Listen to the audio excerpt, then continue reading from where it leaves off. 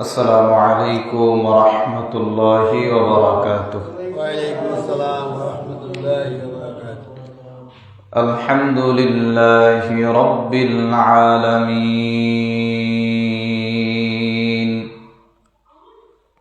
والصلاة والسلام على سيد الأنبياء والمرسلين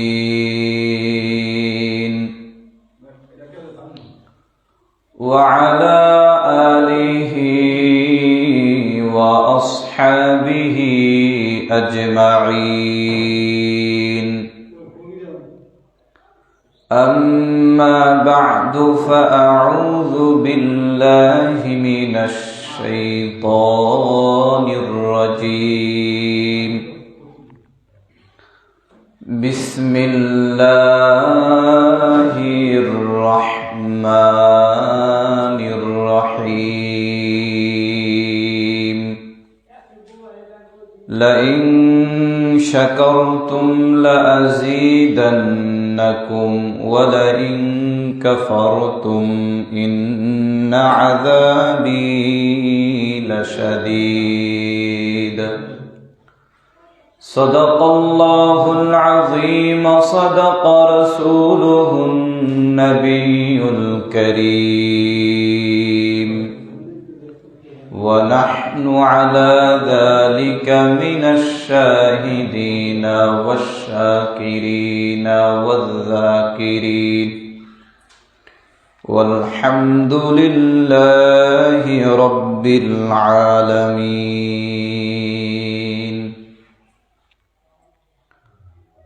الحمد لمن قدر خيرا وخبالا، الحمد لمن قدر خيرا وخبالا، والشكر لمن صور حسنا وجمالا، والشكر لمن صور حسنا وجمالا. فرد صمد عن صفة الخلق بريئون، فرد صمد عن صفة الخلق بريئون.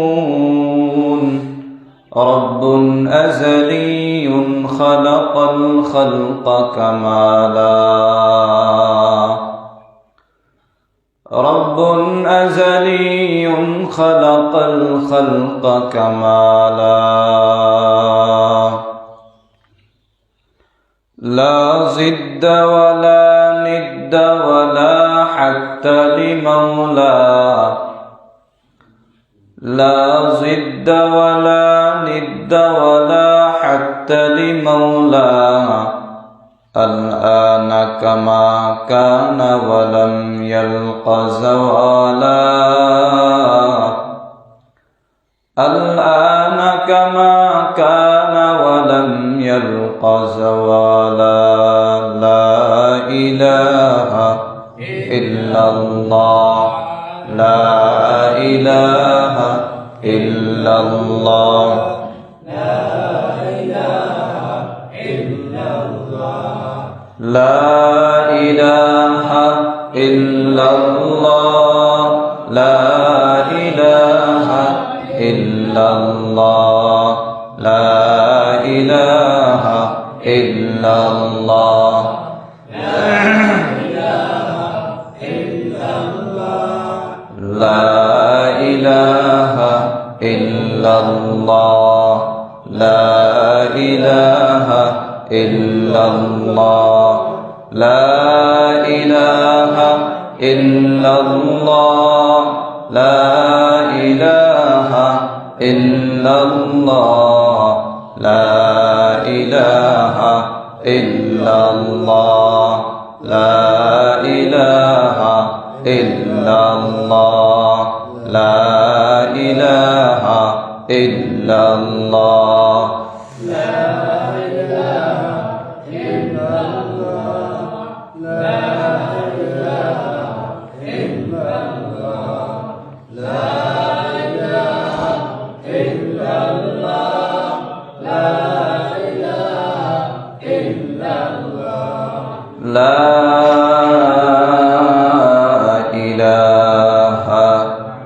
ইল্লাল্লাহু মুহাম্মাদুর রাসূলুল্লাহ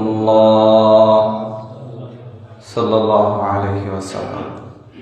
আল্লাহ পাকের দরবারে লাখ কোটি শুকর ও সুজুদ যে মহান আল্লাহ পাক রব্বুল আলামিন আমাদেরকে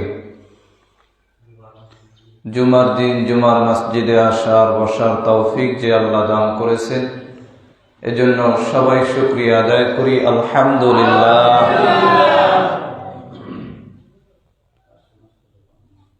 বর্তমানে শাবান মাস চলে,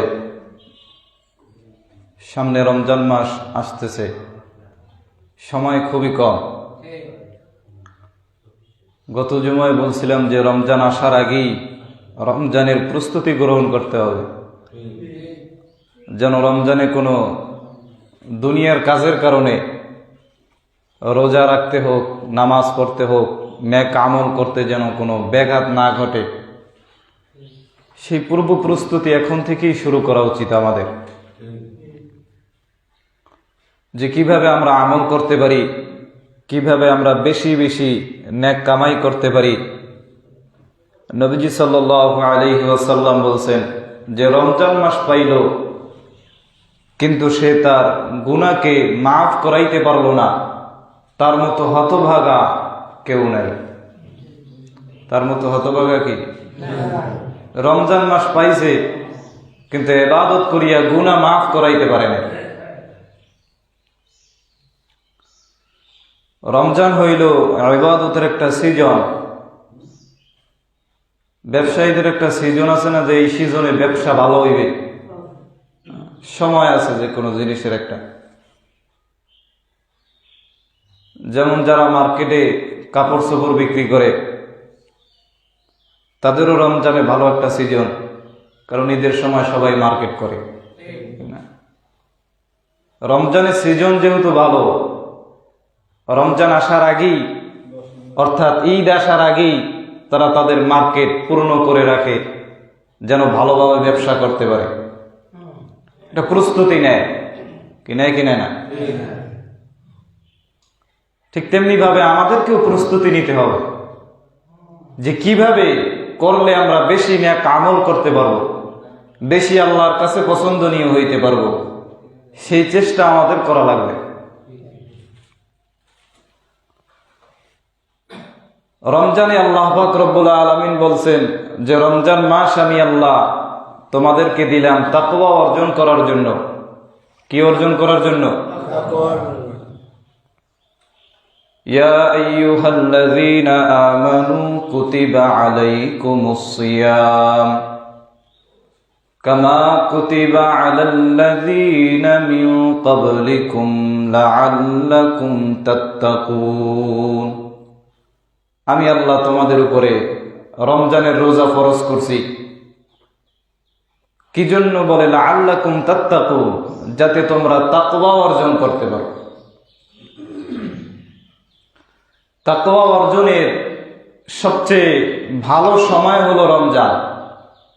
সবচেয়ে ভালো সময় কোনটা? এই রমজানে বান্দা তাকওয়া অর্জন করতে পারে। বলে তাকওয়া কি? তাকওয়া হলো আল্লাহর ভয়। তাকওয়া মানে কি? আল্লাহর ভয়। যারা তাকওয়া অর্জন করতে পারে তাদেরকে বলা হয় মুত্তাকি, আর মুত্তাকিনদের জন্যই হলো জান্নাত। মুত্তাকিনদের জন্যই কি? এই তাকওয়া আমাদেরকে অর্জন করতে হবে। তাকওয়া অর্জন করার জন্যই হলো রমজান মাস। আল্লাহ তাআলা রমজানে তাকওয়া অর্জন করার তৌফিক আমাদেরকে দান করেন। আমিন। যাই হোক, বয়ান করতেছিলাম ধৈর্য সম্পর্কে। সবর বড় দামি এক জিনিস। সবরের বিনিময়ে আল্লাহ তাআলা বান্দাকে বিনা হিসাবে জান্নাত দান করবে। বলে সবরের অনেক ফজিলত, তার সাথে সাথে শুকরেরও অনেক ফজিলত।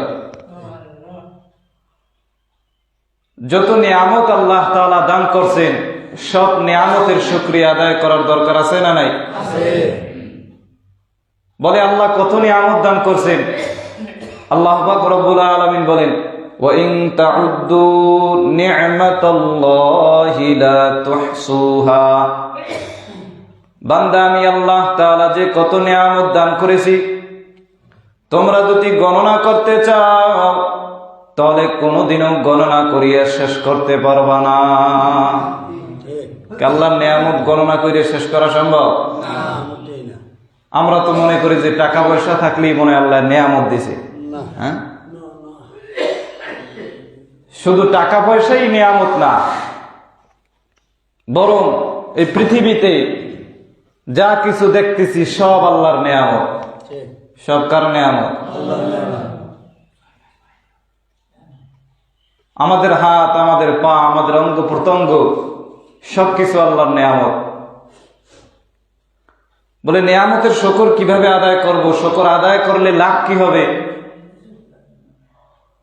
আল্লাহ পাক রব্বুল আলামিন বলছেন, লা ইন শাকারতুম লা আযীদান্নাকুম, যদি নিয়ামতের শুকর আদায় করো তাহলে আমি আল্লাহ তাআলা তোমাদের নিয়ামতকে আরো বাড়ায় দিব। এ বয়ান আমরা সবাই জানি। আমি তো ছোটবেলায় দিনে শুনতেছি, হুজুররা খালি কয় নিয়ামতের শুকর আদায় করলে আল্লাহ নিয়ামত বাড়াই দেয়। আর যদি নাশুকরি করো তাহলে আমি আল্লাহ তাআলা তোমাদের নিয়ামত ছিনিয়ে নিব এবং তোমাদের জন্য কঠিন শাস্তির ব্যবস্থা করিয়ে রাখছি আমি আল্লাহ। বলে নিয়ামতের শুকর আদায় করলে আল্লাহ তাআলা নিয়ামত কেমনে বাড়ায় দিবেন? অনেকের নিয়ামত আল্লাহ তাআলা বাড়ায় দেয়। দেখা যায় টাকা পয়সা ইনকাম করতেছি, টাকার ভিতরে বাইরে গেছে। যেমন আগে পাইতাম 5,000, এখন পাই 10,000। এটা বরকত বাড়ছে। কি বাড়ছে? বরকত। আবার অনেকের দেখা যায় টাকা একই আছে, কিন্তু সেই টাকার ভিতরে তৃপ্তি মিলে গেছে, সেই টাকার ভিতরেই বরকত বাইরে গেছে। যেমন টাকা পয়সা ইনকাম করার উদ্দেশ্য কি, কারণ কি, কেন মানুষ কামাই করে? বলে শান্তিতে থাকবে, কোনো টেনশন থাকবে না, সন্তানাদি, নিজের স্ত্রী পুত্র, নিজের সংসার নিয়ে সুন্দরভাবে চলতে পারবে, কোনো টেনশন নাই, তৃপ্তিতে থাকতে পারবে। এটাই তো উদ্দেশ্য। কি কোন এটা উদ্দেশ্য না? এখন অনেকের দেখা যায় 10,000 টাকায়, 20,000 টাকায়, 50,000 টাকায়ও তাদের তৃপ্তি মিটে না। তৃপ্তি কি করে না? মেটে না। অনেকের 5,000 টাকাই হয়ে যায়।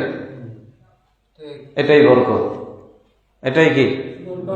অনেকে টাকায় বরকত বাড়ে, অনেকে টাকা কো, কিন্তু তাতেই তৃপ্তি মিটে। বলে বান্দা নিয়ামতের শুকর আদায় করলে আমি আল্লাহ নিয়ামত বাড়ায় দিব। নিয়ামতের শুকর আদায় করতে হবে 3 ভাবে। কয় ভাবে? 3 ভাবে নিয়ামতের শুকর আদায় করতে হবে। 1 নম্বরে মুখে আল্লাহর নিয়ামতের শুকর আদায় করতে হবে। বলে মুখে আল্লাহর নিয়ামতের শুকর কেমনে আদায় করবা? এজন্যই যদি কোনো মুসলমানের সামনে দেখা হয়, ভাইজান কেমন আছেন, তাহলে আমরা কি বলি? আলহামদুলিল্লাহ। সমস্ত প্রশংসা আল্লাহ। আল্লাহ যেভাবে রাখছেন ভালোই রাখছেন। আমরা মুখে আল্লাহর শুকর আদায় করি। বলে বান্দা মুখে কেমনে শুকর আদায় করবা? কেউ দেখা করলে, জিজ্ঞেস করলে আলহামদুলিল্লাহ বলো। এবং বান্দা মুখে কোনো সময় আল্লাহর নাশুকরি করিও না। এটা বলিও না যে আমার ওটা নাই, ওটা নাই, ওটা হইলে ভালো হইতো। এরকম মুখে আল্লাহর নাশুকরি করিও না। সব সময় বান্দা সুখে থাকলেও আল্লাহর শুকর আদায় করো, বান্দা দুঃখে থাকলেও আল্লাহর শুকর আদায় করো। বান্দা সুস্থ থাকলেও আল্লাহর শুকরিয়া আদায় করো যে আল্লাহ তাআলা আমাকে সুস্থ রাখছেন, শুকরিয়া আল্লাহর দরবারে। আবার যদি আল্লাহ অসুস্থ করেন তাহলেও আল্লাহর শুকর আদায় করো। অসুস্থ থাকলেও আল্লাহর শুকর আদায় করো। তার কারণ কি? বলে তার একটা কারণ হইল, বান্দা তোমার যেই রোগ হয়েছে এর চাইতেও বড় রোগ আল্লাহ দিতে পারতো কি পারতো না? কিন্তু আল্লাহ দেয় নাই, এজন্য আল্লাহ পাকের শুকর। তারপরে আবার আল্লাহ তাআলা যে আমার অসুস্থ বানাইছে, এই অসুস্থ হওয়ার কারণে আল্লাহ তাআলা আমার গুনাহ মোচন করিয়ে দিবেন। অসুস্থ হইলে কি হয়? গুনাহ মাফ হয়। বলে কোন মুসলমানের, কোন ইমানদারের পায়ে যদি কাটাও বিধে, ওই কাটার কারণেও আল্লাহ তাআলা বান্দার সগীরা গুনাহ মাফ করে দেয়। একদিন পয়গম্বর আলাইহিস সালাতু ওয়াস সালাম হযরতে আয়েশা সিদ্দিকা রাদিয়াল্লাহু তাআলা আনহার ঘরে বসে আছেন। তো হালকা বাতাসের কারণে ঘরের লাইট নিভে গেছে, বাতি নিভে গেছে। তো নবীজি বলে উঠছেন, ইন্না লিল্লাহি ওয়া ইন্না ইলাইহি রাজিউন। হযরত আয়েশা সিদ্দিকা রাদিয়াল্লাহু আনহা জিজ্ঞেস করতেছে, নবী, এটা তো কোনো বড় বিপদ হইলে পরে আপনি এই সামান্য বিপদে পড়লেন, তার কারণ কি? বলে, সামান্য বিপদ হোক আর বড় বিপদ হোক, বাতি যে নিভে গেছে এটাও মুমিনের বিপদ। এই বিপদের কারণেও যদি আমি এই দোয়াটা পাঠ করি, এর কারণে আল্লাহ তাআলা আমাকে নেকি দান করবে। বিপদে বললে কি বলবো আমরা? ইন্না লিল্লাহি ওয়া ইন্না ইলাইহি রাজিউন, এই দোয়া পাঠ করবেন। তারপরে আমরা দোয়া ইউনুস পাঠ করতে পারি, লা ইলাহা ইল্লা আনতা সুবহানাকা ইন্নী কুনতু মিনাজ জালিমিন। এই দোয়াগুলো পাঠ করলে আল্লাহ বিপদ থেকে উদ্ধার করবেন ইনশাআল্লাহ। বলে, আল্লাহ তাআলা নিয়ামতের শুকর আদায় করলে নিয়ামত বাড়ায় দেয়। তার মানে এমন না যে নিয়ামতের শুকর আদায় করলাম আর আমার গাড়ি বাড়ি হইল। একটা গাড়ি আছে, যার একটা গাড়ি আছে সে চায় আরো একটা গাড়ি হোক, কথা ঠিক না? যার দেশে একটা বাড়ি আছে সে চায় আমার বিদেশে আরো একটা বাড়ি হোক। যার দুইটা আছে সে চায় আরো দুইটা হোক। মানুষের যে অভাব, এই অভাব কোনোদিন শেষ হবে না। এই অভাব কোনোদিন কি শেষ হবে না। যতদিন পর্যন্ত কবরে না পৌঁছাবো ততদিন পর্যন্ত আরো চাই, আরো চাই, এই চাওয়া কোনোদিন শেষ হবে না। তবে আল্লাহ তাআলা যে নিয়ামত বাড়াই দিবেন বললেন, তার মূল কারণ কি, কিভাবে বাড়াইবেন? আসল কথা হইল আমাদের প্রয়োজন আর খাহেসাত কোনটা সেটাই আমরা বুঝি না। একটা হইল প্রয়োজন, একটা কি, আর একটা হলো খাহেসাত। বলেন, একটা কি প্রয়োজন আর একটা কি খাহেসাত। প্রয়োজন কি? আমি দুনিয়ায় চলতে একটা থাকার বাসস্থানের প্রয়োজন, 3 বেলা খাবারের প্রয়োজন, যেটা খাইলেই আমার জীবন চলে যায়। এটা আলু ভর্তা হোক, ডাল হোক, মরিচ হোক, ভাত হোক, চলে যায়, এটা আমার প্রয়োজন। এটা কি প্রয়োজন? এখন যদি আমি চাই প্রতিদিন মুরগি খাবো, প্রতিদিন হাঁস খাবো, প্রতিদিন গরুর গোশত খাবো, এটা প্রয়োজন না, এটা খাহেসাত। এটা কি খাহেসাত। থাকার জন্য সামান্য একটা বাসস্থানের প্রয়োজন, এটা আমার প্রয়োজন। কিন্তু আমার বিল্ডিং লাগবে, আমার 5 তলা বাড়ি লাগবে, 10 তলা বাড়ি লাগবে, এটা প্রয়োজন না, এটা খাহেসাত। বলেন, এটা কি খাহেসাত। আল্লাহর কাছে বান্দা বিপদে পড়িয়া দোয়া করলে বান্দার প্রয়োজন অবশ্যই মিটবে। তবে প্রয়োজনের শেষ আছে, কিন্তু খাহেসাতের কোনো শেষ নাই। প্রয়োজনের কি আছে? শেষ আছে, খাহেসাতের শেষ নাই। আল্লাহ বুঝার তৌফিক দান করে। বলে, বান্দা 3 ভাবে শুকর আদায় করো। 1 নম্বরে মুখের মাধ্যমে আল্লাহর শুকর আদায় করো। মুখে কোনো সময় নাশুকরি করিও না যে আমার ওটা নাই, এটা নাই, সেটা নাই। এরকম নাশুকরি করলে আল্লাহ তাআলা নারাজ হয়ে যাবে, বান্দার শাস্তি পর্যায়ে চলে যেতে হবে। 2 নম্বরে বান্দা দিলের মাধ্যমে আল্লাহর শুকর আদায় করো। মুখে আলহামদুলিল্লাহ বললাম, কিন্তু দিলের ভিতরে কেমন জানি একটা টেনশন ঢুকে গেছে যে আল্লাহ দিল না কেন। এটাই হলো দিলের নাশুকরি। বান্দা মুখেও যেভাবে আল্লাহর শুকর আদায় করবা, দিলেও আল্লাহর উপরে সন্তুষ্ট থাকো যে আল্লাহ যা দিছে তাতেই আমি সন্তুষ্ট, আমি খুশি। এটা হলো দিলের শুকরিয়া। কিসের শুকরিয়া? দিলের। 3 নম্বরে বান্দা আমলের মাধ্যমে আল্লাহর শুকর আদায় করো। আমলের মাধ্যমে আল্লাহর শুকর কেমনে আদায় করবা?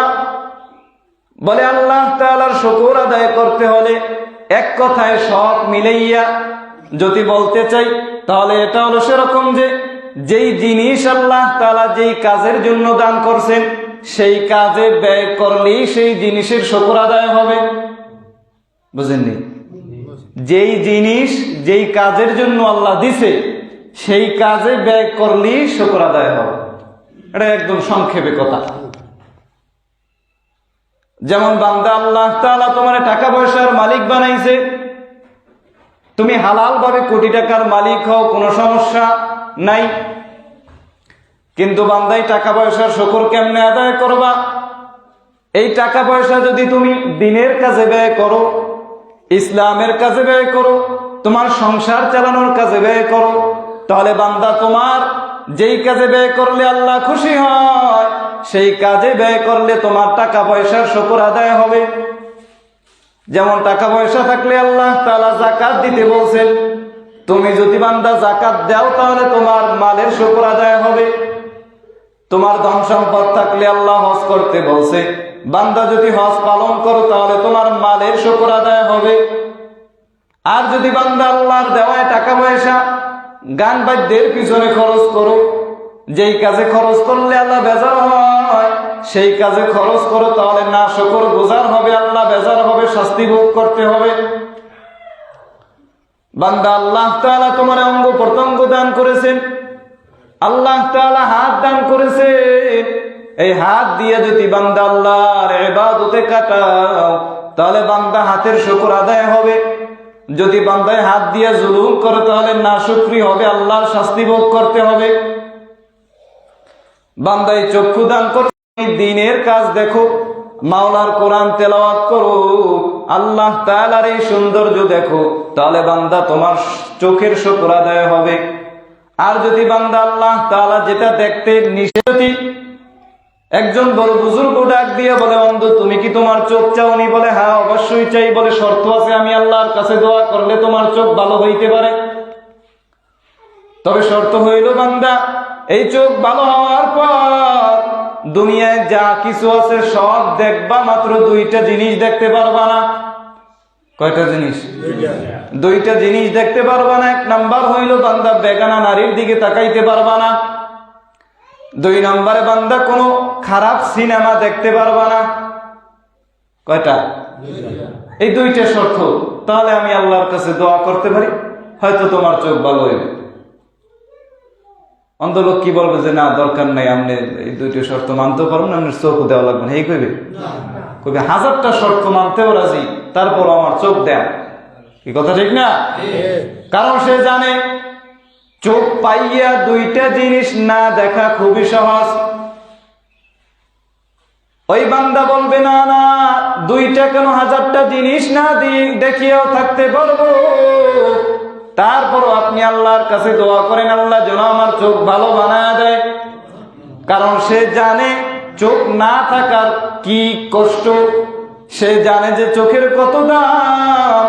এরে মুসলমান ইমানদার, এই চোখ দিয়ে যদি আমরা আল্লাহ তাআলার সৃষ্টি জগৎ দেখি, আল্লাহ যেটা নিষেধ করছে সেটা না দেখি, যেটা আদেশ করছে সেটা দেখি, তাহলে চোখের শুকর আদায় হবে। এই কান দিয়ে আল্লাহ তাআলা যেটা শুনতে নিষেধ করছেন সেটা যদি না শুনি, যেটা শুনতে বলছে সেটা যদি শুনি, তাহলে কানের শুকর আদায় হবে।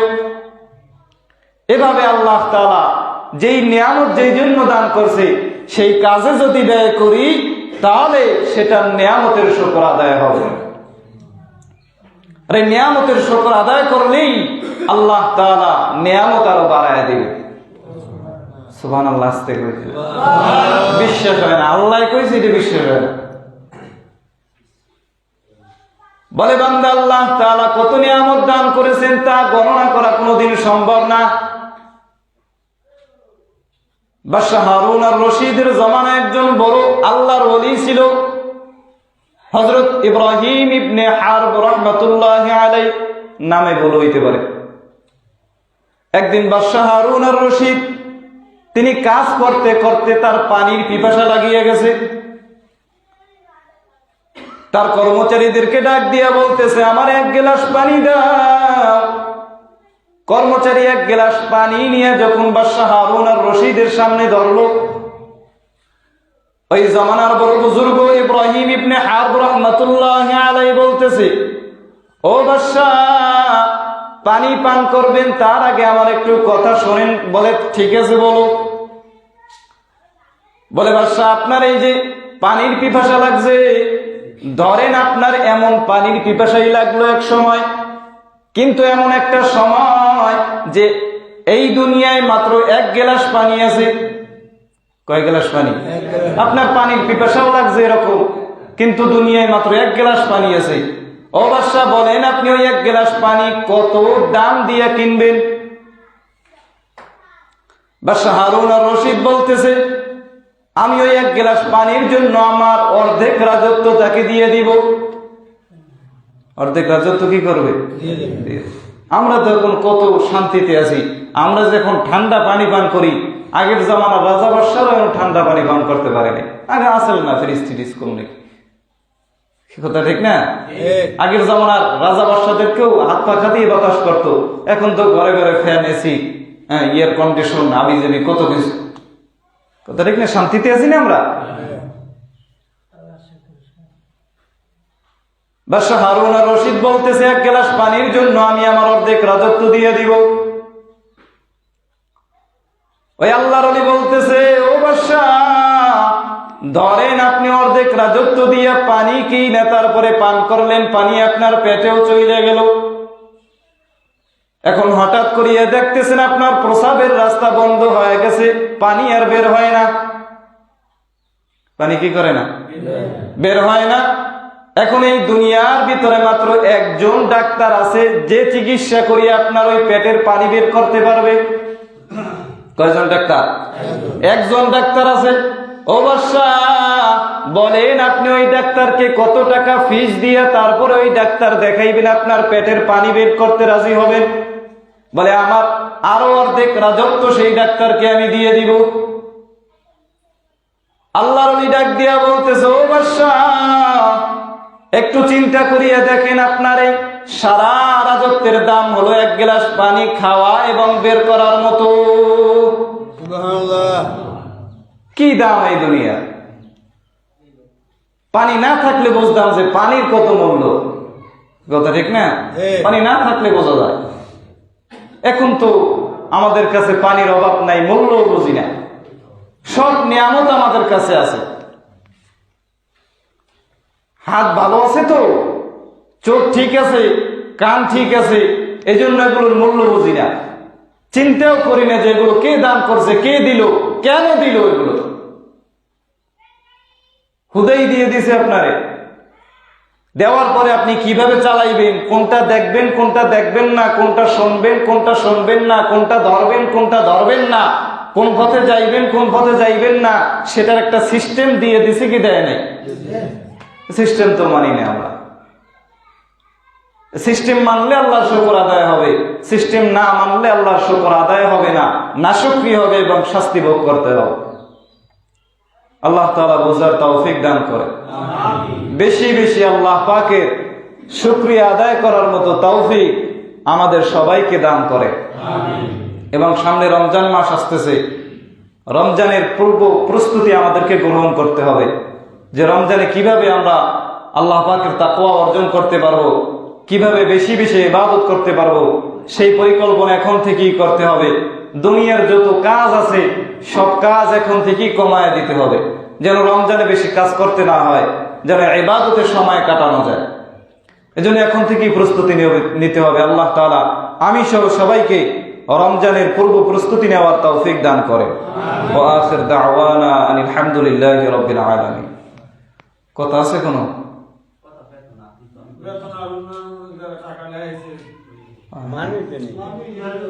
আসলে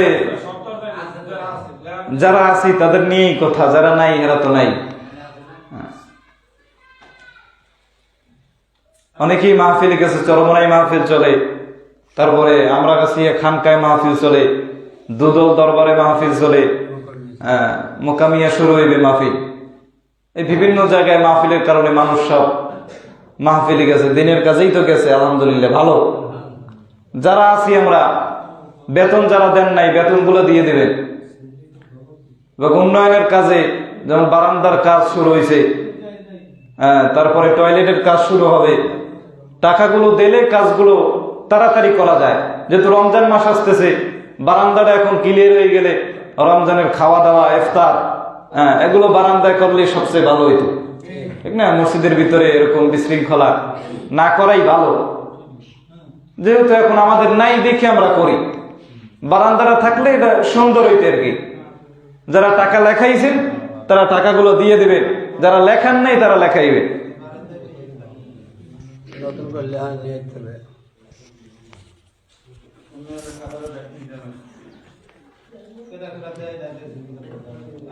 লেখাইছে তো অনেক দিন হয়ে গেছে।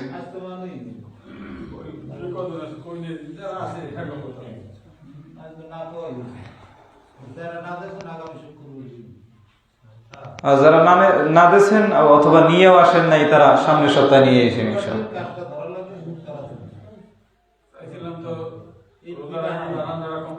রমজান মাস হয়ে গেছে, আজকে শাবান মাসের 21 তারিখ। আগামী শুক্রবার দিলে খুব ভালো হয়। সামনে শুক্রবার তো রোজা হয়ে যাবে। হ্যাঁ হ্যাঁ, ঈদ তো কাল বসে রোজার আগে বারান্দাটা বুঝছিল ইফতারটা করা আগে পাবো না এক সপ্তাহ।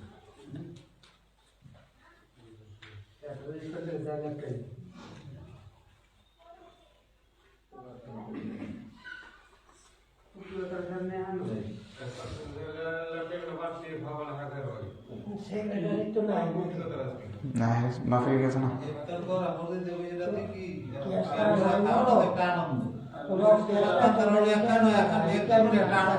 হ্যাঁ ভালো।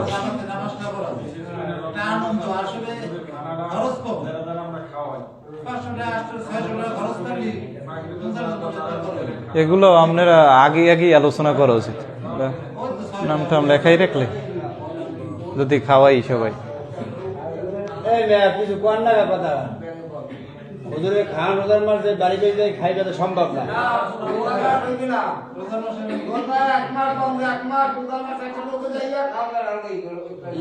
এমনি করে পিছের টান আপাতত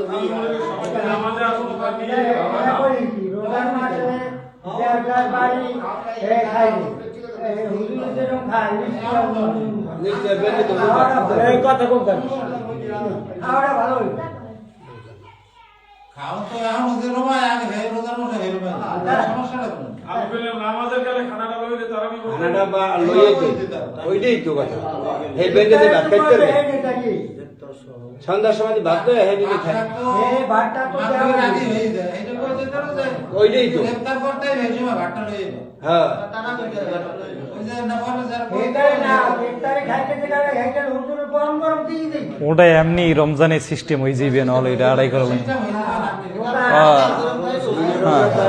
ও টাইম রমজানে গেলে সিস্টেম এমনি হয়ে যায় আওয়াজ তাই না।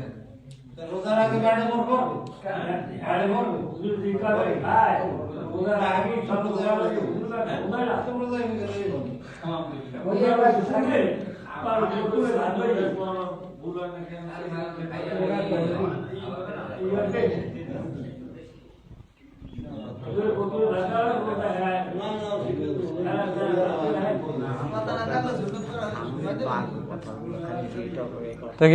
কথা শেষ নাকি? তো কথা তো এইটা মাইতি নাকি? হ্যাঁ যারা বলে বুঝুর আপনি কি করেন সুন্নত পড়েন সুন্নত পড়েন।